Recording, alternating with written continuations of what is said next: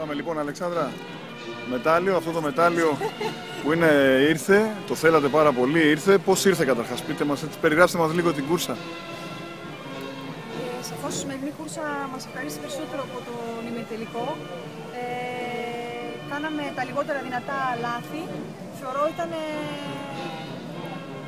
ήταν πάρα πολύ καλά τα πράγματα. Πίστεψα κάποια στιγμή ότι μπορεί να είμαστε και δεύτερες.